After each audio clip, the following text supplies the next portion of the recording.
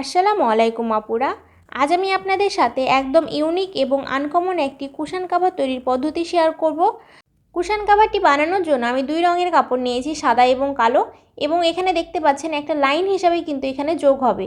তো এই লাইনটা কিভাবে আপনারা তৈরি করবেন এর জন্য আপনাদের ভিডিওটা স্কিপ না করে মনোযোগ দিয়ে শেষ পর্যন্ত দেখতে হবে। আমি প্রত্যেকটা কাজ আপনাদের খুবই সহজভাবে এবং স্টেপ বাই স্টেপ বুঝিয়ে দেওয়ার চেষ্টা করেছি।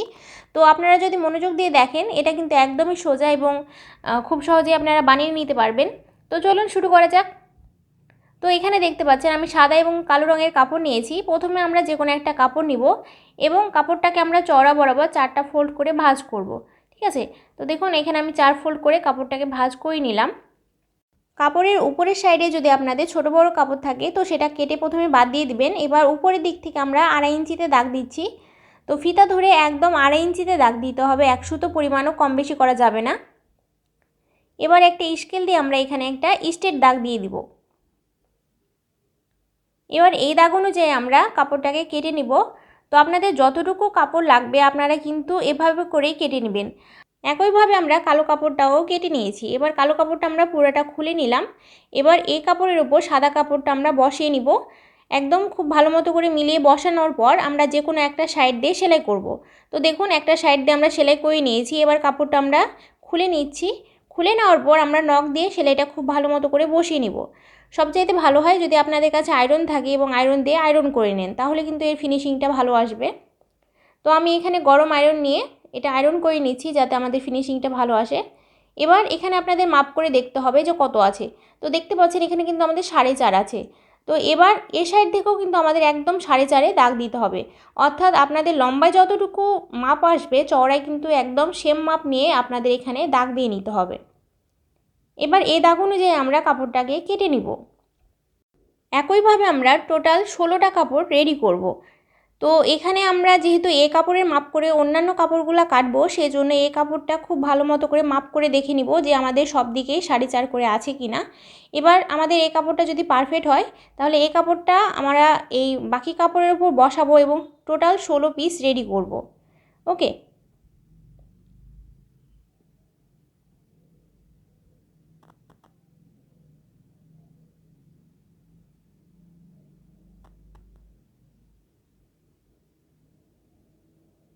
এখানে আমরা 16 পিস কাপড় রেডি করে নিয়েছি। এবার এই কাপড়গুলো আমরা সাজাবো।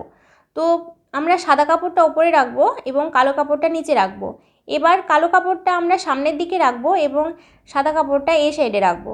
এবার 1 নাম্বার কাপড়টা যেভাবে সাজিয়েছি আমরা 3 নাম্বার কাপড়টা সেভাবে সাজাবো এবং 2 নাম্বার কাপড়টা যেভাবে সাজিয়েছি 4 নাম্বার কাপড়টা সেভাবে সাজাবো। এখানে দেখুন 1 নাম্বার এবং 3 নাম্বার কাপড়টা একরকম এবং 2 নাম্বার এবং 4 নাম্বার কাপড়টা একরকম আছে। ঠিক আছে, এবার আমরা 2 নাম্বার যে লাইনটা আছে সেটা সাজাবো। তো আমাদের 2 নাম্বার যে কাপড়টা আছে সেভাবে কিন্তু আমরা 1 নাম্বার কাপড়টা রাখবো। এবার 3 নাম্বার যে কাপড়টা আছে সেটা সেভাবে কিন্তু আমরা এখানে 2 নাম্বার কাপড়টা সাজাবো। এবার 4 নাম্বার যে কাপড়টা আছে সেটা আমরা 3 নাম্বার এভাবে করে সাজাবো এবং প্রথম কাপড়টা যেভাবে রেখেছি এখানে আমরা 4 নাম্বার কাপড়টা রাখবো। 1 নাম্বার এবং 2 নাম্বার লাইনটা আপনাদের খুব ভালো মতো করে সাজিয়ে নিতে হবে ঠিকভাবে। এবার 1 নাম্বার লাইনটা আমাদের যেভাবে আছে 3 নাম্বার লাইনটা আমরা কোনো ভাবনা চিন্তা না করে একইভাবে সাজিয়ে নিব। তো দেখুন একদম 1 নাম্বারের মতো করে হুবহু এই লাইনটা আমরা সাজিয়ে নিয়েছি। এবার 2 নাম্বার লাইনটা যেরকম আছে আমরা কোনো ভাবনা চিন্তা না করে আমরা 4 নাম্বার লাইনটা সাজিয়ে নিব।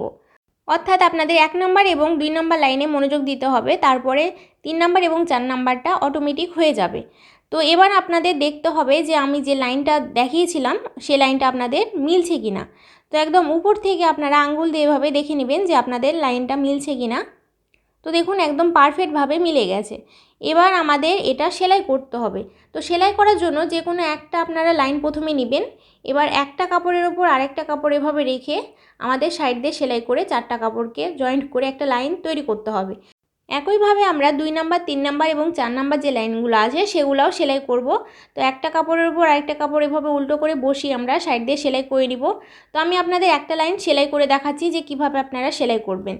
তো সেলাই করার ক্ষেত্রে আপনারা প্রথমে নাম্বারিং করে নেবেন, 1 2 3 4 করে নাম্বারিং করে নেবেন, তাহলে আপনাদের কাপড়টা উল্টাপাল্টা হবে না। এবার আমি সেলাইয়ের জন্য চলে এসেছি। তো সেলাই করার সময় আপনারা 2টা করে কাপড় নেবেন টেবিল থেকে এবং সেলাই করে আবার সেখানে মিলিয়ে দেখবেন যে আপনাদের ঠিক আছে কি না। একসাথে সবগুলা কাপড় যদি আপনারা তুলে নেন তাহলে কিন্তু আপনারা আর মিলাতে পারবেন না। সো এটা আপনাদের লক্ষ্য রাখতে হবে, তাহলেই আপনাদের এই কুশন কাভারটা রেডি হয়ে যাবে।